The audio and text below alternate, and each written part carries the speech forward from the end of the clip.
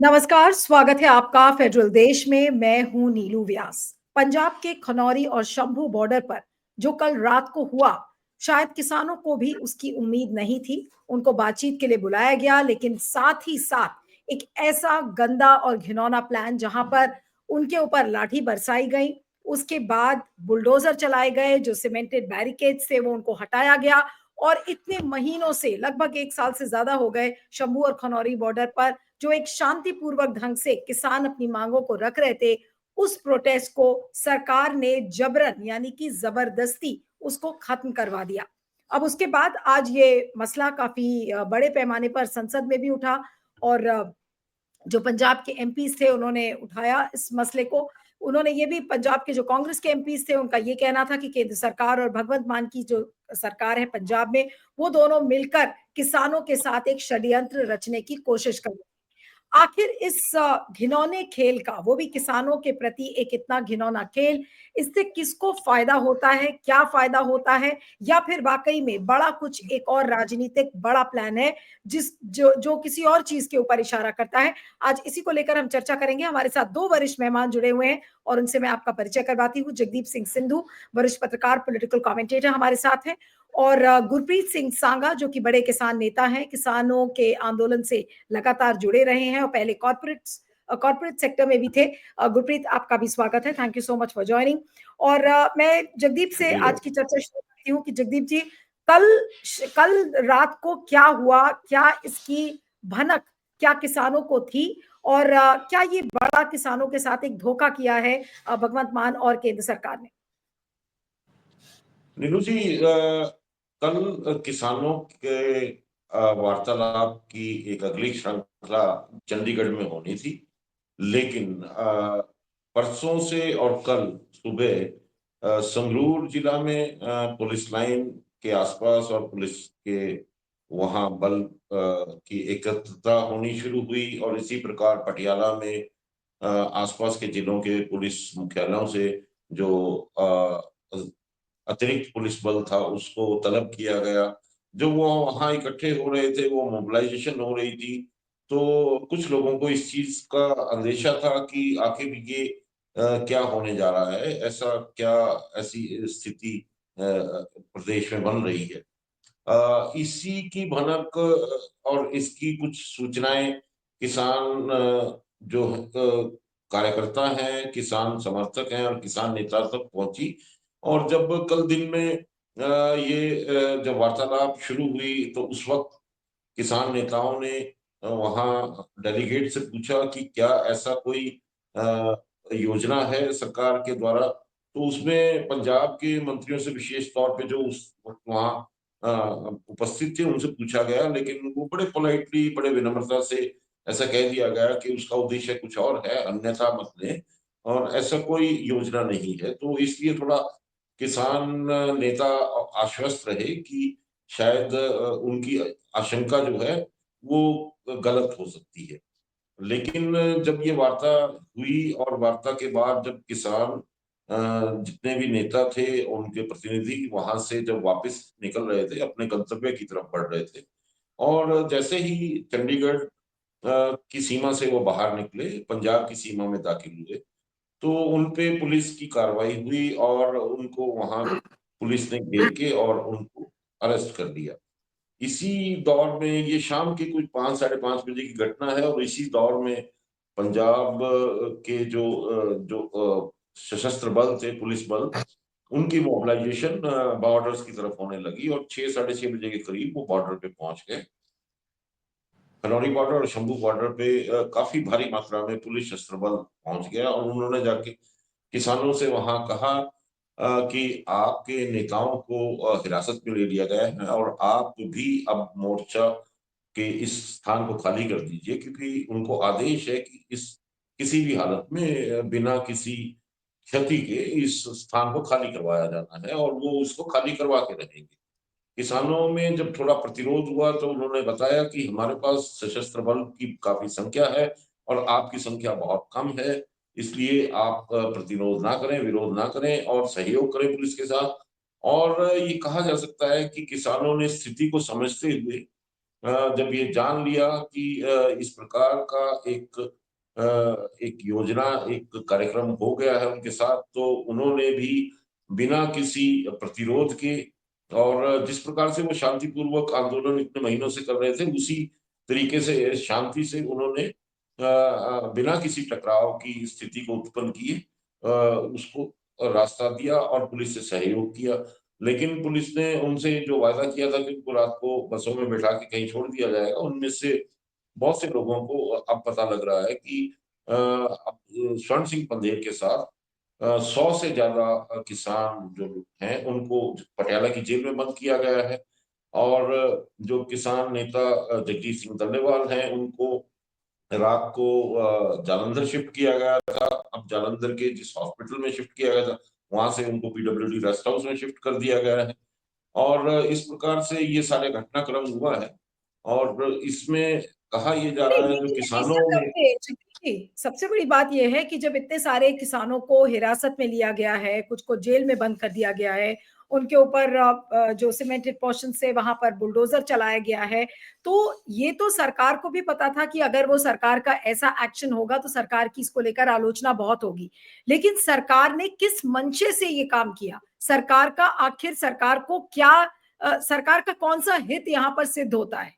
सरकार का आप कोई पॉलिटिकल बेनिफिट इसमें देखते हैं या कोई राजनीतिक इसमें एंगल है? आपको क्या लगता है कि क्यों ऐसा सरकार ने किया होगा? ये ये पूरी तरह से एक नई राजनीति का दृष्टिकोण आम आदमी पार्टी का सामने आया है। जिस तरह से आम आदमी पार्टी के जो स्थितियां पंजाब में 3 साल हो गए हैं उनकी सरकार को बने हुए, और 3 साल में आम आदमी पार्टी जब पंजाब में चुनाव लड़ रही थी तो उन्होंने कहा था कि हम जो पारंपरिक राजनीतिक पार्टियां हैं उनसे बिल्कुल अलग हैं, और हम पंजाब को एक नया पंजाब, रंगला पंजाब बनाने के लिए एक बड़े बदलाव के आह्वान करते हैं। और लोगों ने भरपूर समर्थन इस बात के लिए दिया था कि पिछले 5 दशकों से जो राजनीति पंजाब में हो रही है उससे इत्र अब नई राजनीति शुरू होगी और नई व्यवस्थाएं बनेगी। और पंजाब का जो एक हाल जिस प्रकार से पिछले 5 दशकों में हुआ है, और जो काला दौर आतंकवाद का गुजरा, उसके बाद से जिस तरह से दूसरी घटनाएं हुई, और मुख्यमंत्री काल भले ही वो अकाली दल का रहा हो, भले वो कांग्रेस का रहा हो, उसमें भी उनके समाधान नहीं हुए, तो उनको लगने लगा था कि शायद दिल्ली वाला मॉडल जो है वो मॉडल अब पंजाब में लागू करने का समय आ गया। शायद इसलिए उन्होंने पंजाब में एक बदलाव का अवसर आम आदमी पार्टी को दिया। लेकिन उस वो जिन बातों को लेके पंजाब में उनको जीत और समर्थन हासिल हुआ, 3 साल होते होते तक उन्होंने उनमें से उनका एक भी काम या एक भी वायदा पूरा करने में वो पूरी तरह से असमर्थ रहे। और पंजाब के वायदों की अगर मैं बात याद दिला दूं तो उसमें 5 मुख्य बातें रही हैं। सबसे पहला तो पंजाब के लिए बेअदबी का इंसाफ होना था। दूसरा, जो नशे हैं पंजाब में, नशे के खात्मे की बात थी, उसको पूरी तरह से खत्म किया जाना था, और नशा माफिया को खत्म करने की बात थी। तीसरा, पंजाब के अंदर जो रेत और खनन माफिया है उसको खत्म करने की बात थी, जिसमें पंजाब के पूर्व मंत्रियों के नाम थे, और उनके नाम से ही वो उनके उनके कारीगरों के नाम से वहां खनन का काम चल रहा था, बड़े बड़े ठेके चल रहे थे। उसके अलावा पंजाब में जो अन्य किसानों के मुद्दे थे उनमें जो ऋण माफी थी, जो गुलाबी सुंडी और जो मौसम के प्रभाव से कम फसल हुई, और जो बीज की गुणवत्ता के कारण कम फसल हुई, उसके मुआवजे की बात थी। जो छोटे किसानों के कर्ज थे उनको माफी देने की बात थी, वो भी नहीं पूरे हुए। उसके अलावा जो महिलाएं, पंजाब की सभी महिलाओं को एक मुश्त हर महीने 1100 रुपए देने की बात, 1000 रुपए शायद देने की बात थी, वो पूरी नहीं हुई। और इसके अलावा जो रोजगार देने की बात थी और उद्योगों को एक नई जान देने की बात थी, एक इंडस्ट्रियल हब बनाने की जो उन्होंने वायदे किए थे, वो किसी भी फ्रंट पे पंजाब सरकार उसको हैंडल नहीं कर पाई, उसका कोई समाधान नहीं कर पाई। तो 3 साल होते होते पंजाब सरकार की अपनी स्थिति जो है पंजाब के अंदर काफी खराब हो चुकी थी। और जो पंजाब में अभी नगर निगम चुनाव हुए, नगर निकाय के चुनाव हुए, उसमें जिस तरह से आम आदमी पार्टी को अपेक्षित सफलता नहीं मिली, बल्कि उनके विपक्षी पार्टी कांग्रेस बेहतर कर पाई। उन उसके बाद दिल्ली की हार जो पंजाब आम आदमी पार्टी की हुई, उसने पूरे पंजाब का परिदृश्य बदल दिया। और उसको देखते हुए कि एक ही स्टेट उनके हाथ में बचा हुआ जहां उनकी सरकार है, और जिस तरह से मनीष सिसोदिया या दिल्ली की जो बड़ी लीडरशिप है उनपे जिस प्रकार के आरोप लगे हुए हैं और जिस तरह के मुकदमे हैं, और वो अब उनमें से ज्यादातर तो जमानत पे बाहर हैं, तो इनको लगा कि अब उनके पास एक ही शरण आश्रय स्थल बचता है, वो पंजाब है। वो शरण स्थली पंजाब है। अगर उस वो भी हाथ से निकल जाएगा तो इनके लिए बड़ी तकलीफ का समा हो सकता है। तो इन सब चीजों को देखते हुए, इन सब कारकों को देखते हुए आम आदमी पार्टी की ये रणनीति बनी कि पंजाब में जो एक वर्ग है, जिस वर्ग के द्वारा इनको समर्थन मिला था और इनकी सरकार बनी थी, उससे ज्यादा महत्वपूर्ण वर्ग वो कस्बाई और शहरी लोग हो गए हैं, वो मतदाता हैं जिनके लिए ये कहा जा रहा है कि व्यापार का बहुत ज्यादा नुकसान हो गया है। हमने जो युवाओं को अभी रोजगार देना, 3 साल हो गए आपने रोजगार नहीं दिया, आपको अभी 1 महीने में रोजगार देना, और अब देखा जाएगा कि ये रोड खुलने के बाद, ये रास्ते साफ होने के बाद पंजाब कितने रोजगार दे पाती है, बिल्कुल, कितना बिल्कुल। उद्योग वहां स्थापित कर पाती है। हाँ, तो नहीं, लेकिन ये अब मैं कुल मिला के नीलू जी कहा जाएगा, ये पूर्ण रूप से पंजाब की नई राजनीति अपनी तरह से डिफाइन करने की कोशिश कर रही है आम आदमी पार्टी, और अपनी सत्ता को बचाने के लिए केंद्र की सरकार के साथ ये भी कहा जा रहा है, जो इल्जाम लगे, आरोप लगे हैं केजरीवाल पे, वो पंजाब कि में बैठे बीजेपी हुए हैं, और अपील आम कर आदमी सकती है। पार्टी और केजरीवाल ने केंद्र की सरकार के साथ मिलके ये मिली भगत करके ये पूरी कार्रवाई की है, और वो कोई बड़ी डील उन्होंने अपने लिए की है, ऐसा उन पे आरोप लग रहा है। ओके। गुरप्रीत, आप इस पूरे घटनाक्रम को कैसे देखते हैं जो पिछले कुछ घंटों में और कल शाम से जो देखने को मिला है? क्या आपको लगता है कि क्या ये एक बड़े षड्यंत्र का हिस्सा है और ये षड्यंत्र केंद्र सरकार और आम आदमी पार्टी की सरकार मिलकर ये कर रही है काम? पहले तो नीलू जी, मैं आपका एक विडंबना की ओर आपका ध्यान दिलाना चाहूंगा कि जिस चैनल पे हम बात कर रहे हैं फेडरल देश, और आज आप जिस मुद्दे पे बात कर रहे हैं वो फेडरलिज्म के ऊपर ट्रैम्पलिंग का और कत्ल का एक जो काम हो रहा है कि केंद्रीय सरकार किसानों को मारना चाहती है और अब स्टेट गवर्नमेंट भी उसके हाथ मिल गई है और किसानों को मारने की ये षड्यंत्र रची जा रहे हैं। षड्यंत्र इसलिए कहा जाएगा कि आज तक ये कभी होता नहीं है। दुनिया में जंगें भी लगती हैं, लड़ाई भी होती हैं, देशद्रोह के भी अटेम्प्ट होते हैं, अलगाववाद भी होता है, लेकिन हर जगह वार्ताएं होती हैं, बातचीत होती है।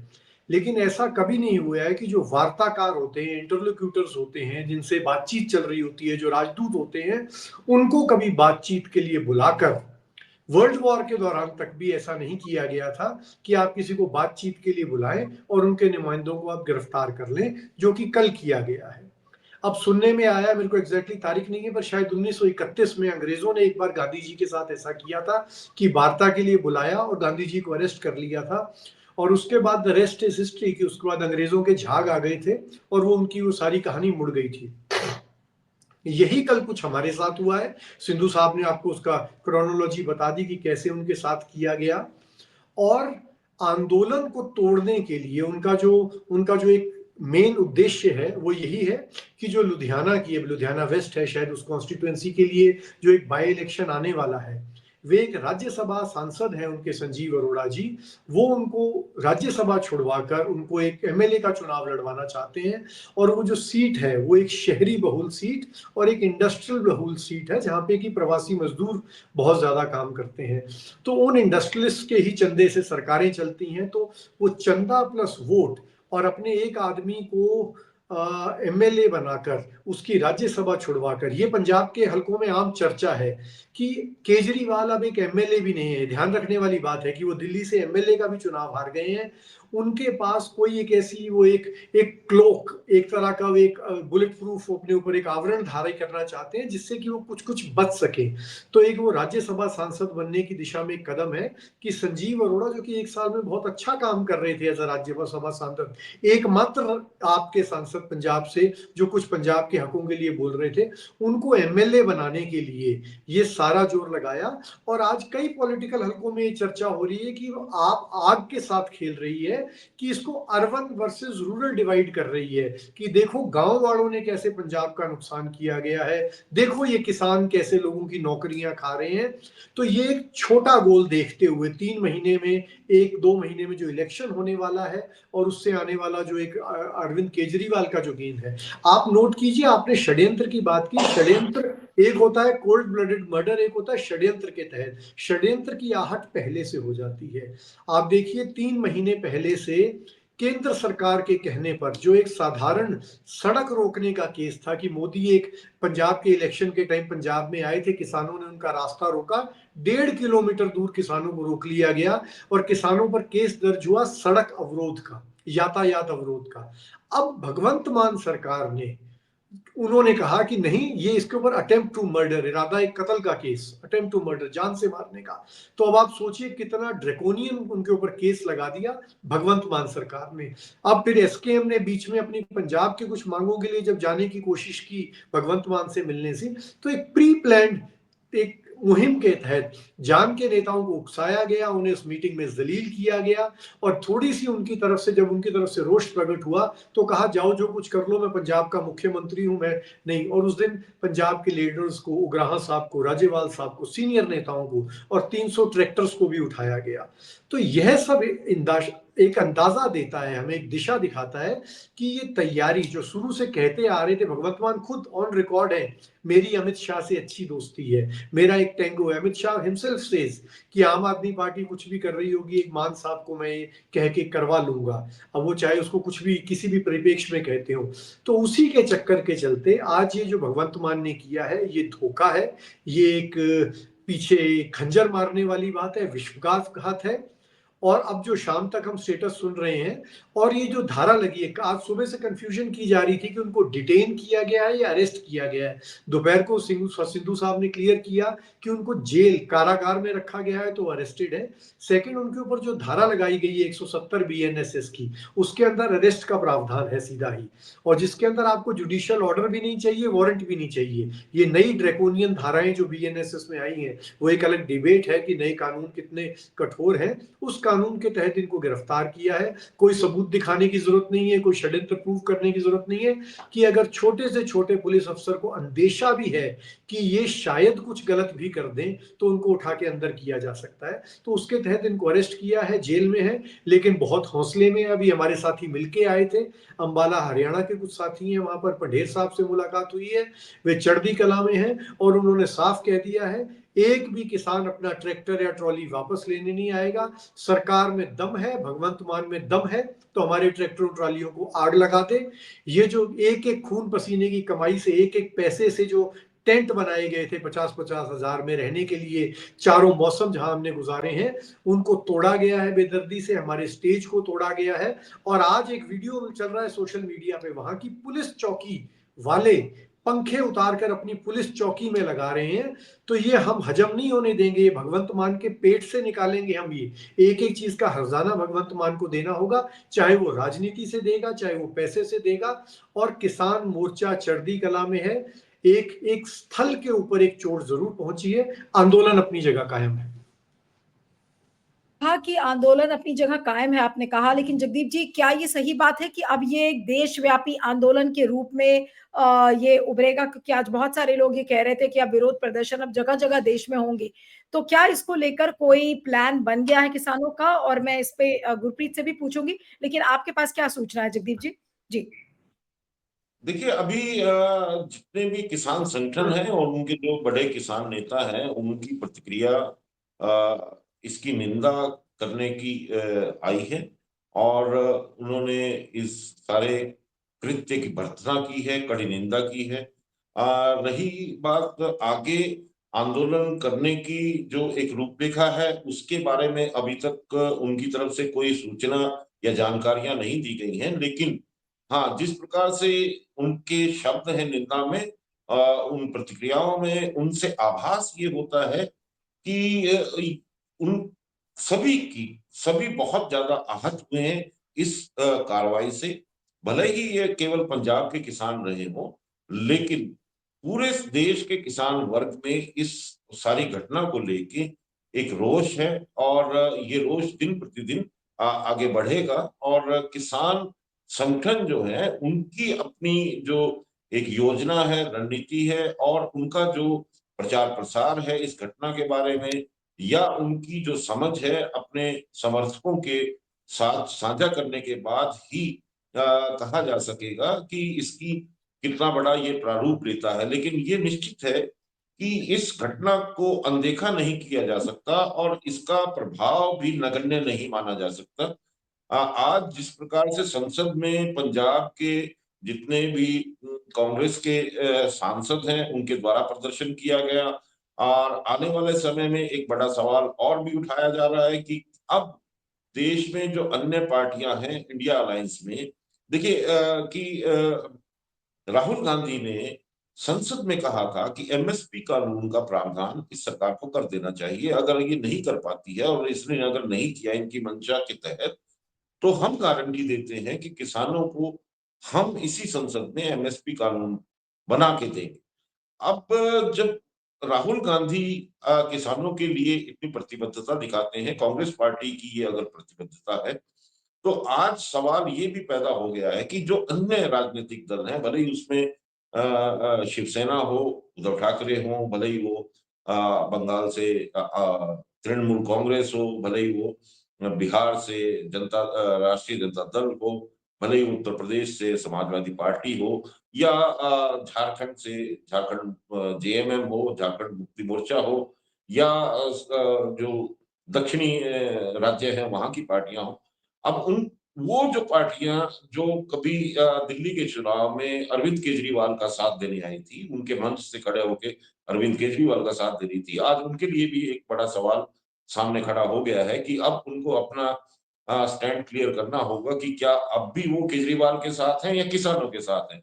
और मुझे लगता है कि ये एक बड़ा जो सवाल है ये किसान जत्थेबंदियों और किसान और राजनीतिक पार्टियों के बीच में दिन प्रतिदिन गहरा होता जाएगा और इसी के परिणाम स्वरूप एक नया प्रारूप आने वाले समय में, देखिए किसानों के मुद्दे अभी खत्म नहीं हुए हैं।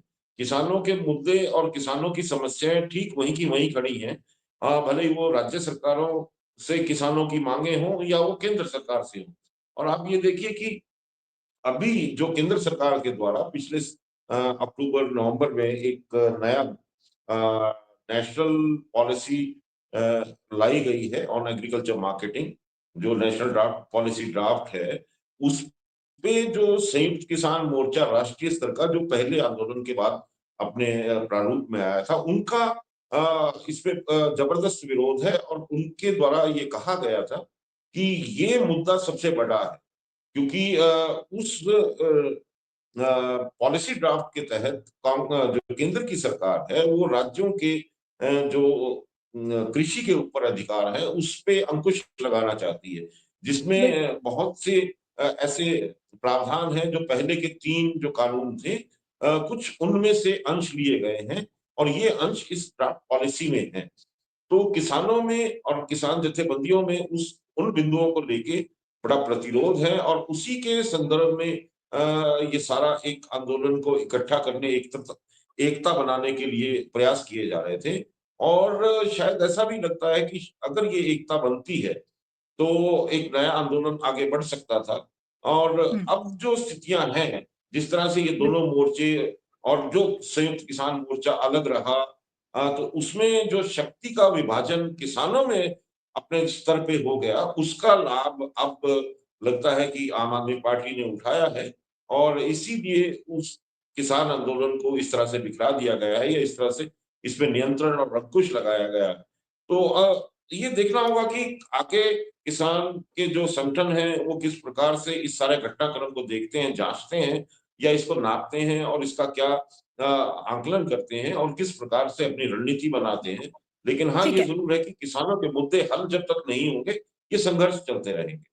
बिल्कुल, बहुत संक्षेप में समय कम है गुरप्रीत क्या कहेंगे इस पूरे घटनाक्रम पर अंत में? बहुत संक्षेप में। हाँ, अनम्यूट कर लीजिए। आप गुरप्रीत म्यूटेड हैं। जी। ये जो एकता होनी है इनएविटेबल है। इन एकता के रास्ते उसकी शुरुआत हो चुकी थी, उसके बारे में बात करने की। कई खतरे हैं, जो पुराने खतरे हमारे सिर पे और कुछ जो नए खतरे आए हैं। ड्राफ्ट ऑन एग्रीकल्चर मार्केटिंग का सिंधु साहब ने बताया, और अभी जो ट्रंप एग्रो कमोडिटीज के ऊपर इंडिया को ड्यूटीज कम करने का प्रेशर डाल रहा है, and Modi is doing everything to dance on Trump's tune, तो वो एग्री कमोडिटीज पे भी अपनी ड्यूटीज घटाएंगे, जिससे सेबों पे तो घटाने की बात हो ही गई है, कश्मीर और हिमाचल का किसान मारा जाएगा। चिकन पोल्ट्री पे वो बात हो रही है, जब 27 रुपए किलो मुर्गा 9 साल पुराना 10 साल पुराना फ्रोजन मुर्गा इंडिया में आएगा, तो उससे पोल्ट्री किसान मरेंगे। तो किसानों को तो एक होना ही है, और हमारा एक संघर्ष की आप देखिए, आप पेशेंस देखिए किसानों में। हमारे लिए ओवरनाइट सक्सेस मायने नहीं रखती है। पिछला आंदोलन भी 1 साल से ज्यादा चला था, ये वाला 13 महीने से ज्यादा चल रहा है और आज भी चल रहा है। जगह शायद बदलनी पड़ेगी हमें, वो एक दूसरा मत है। आंदोलन चलेगा, यूनिटी होगी, क्योंकि हमारे भी अस्तित्व का सवाल है। ये हमारे लिए, हम तनख्वाहों पे नहीं पल रहे हैं, किसी कॉर्पोरेट ग्रांट पे नहीं पल रहे हैं। तो हम अगर जब तक लोगों के साथ खड़े हैं, हमारा भी अस्तित्व तभी तक है। तो हम लड़ेंगे और हमारे किसान लड़ेंगे, और अब जहां तक लग रहा है एक साथ होके लड़ेंगे, क्योंकि सबकी इज्जत अब उछली है, सबकी पगड़ियां अब उछली हैं, सबके ऊपर हमला हुआ है, और सब ये जानते हैं कि जब एक साथ लड़ेंगे तभी जीतेंगे। और अब वो एकता का क्रम बहुत तेज स्पीड से आगे बढ़ेगा, और वो होता नजर आ रहा है बड़ी जल्दी। चलिए, तो देखना होगा कि क्या रूप लेता है ये पूरा किसान आंदोलन अब। और आप दोनों का बहुत बहुत शुक्रिया, Jagdeep Sindhu ji, Gurpreet, thank you so much for joining. Thank you, नमस्कार।